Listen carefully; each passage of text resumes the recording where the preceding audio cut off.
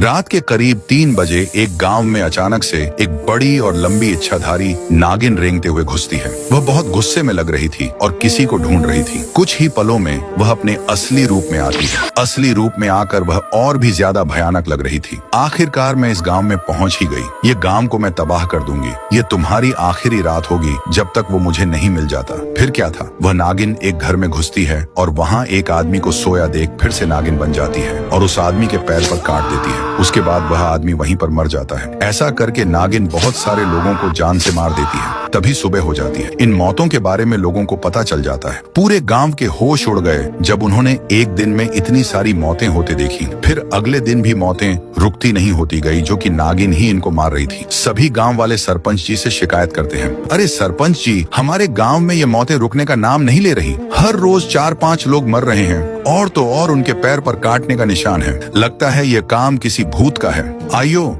सब लोग शांत रहो जी, मुझे 20 साल का तजुर्बा है। आइयो ये काम पक्का नागिन का है जी। मैं अपने अन्ना राइस्टार को बुलाऊंगा जी। ये बात सुनकर लोग खुशी से झूमने लगते हैं। उसके बाद क्या था, सरपंच अगले दिन राइस्टार के पास आते हैं। अरे खना, तुम यहाँ पर कैसे आना हुआ? अन्ना तुमको क्या बताऊं जी, हमारे गांव में रोज 4-5 लोग मरते हैं। आइयो मुझे तो लगता है जी ये काम नागिन का हो सकता है। हे जी आइयो अन्ना, तुम ही कुछ मदद करो। उसके अगले दिन ही राइस्टार बिन बजाते हुए पूरे गांव में घूमता है ताकि वह नागिन बाहर आ सके।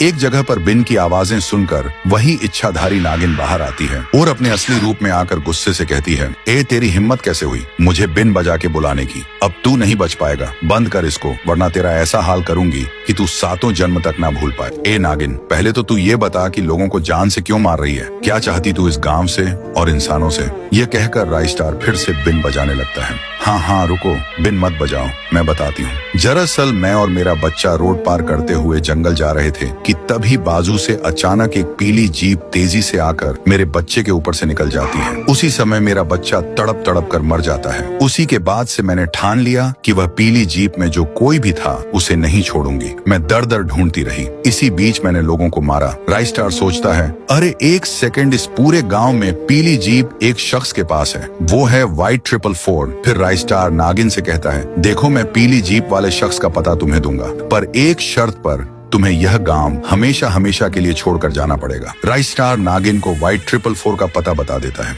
उसके बाद वह नागिन उसके दरवाजे पर पहुंचती है और एक खूबसूरत सी लड़की में बदल जाती है। तभी व्हाइट 444 नागिन के सामने आता है। नागिन कहती है, मैं तुमसे बहुत प्यार करती हूँ, आई लव यू। व्हाइट 444 खुशी से कहता है, आई लव यू टू। तभी दोनों अंदर जाते हैं। व्हाइट 444 नागिन को गंदे गंदे इशारे कर रहा था। फिर क्या था, वह नागिन अपने असली रूप में आकर व्हाइट 444 को जान से मार देती है।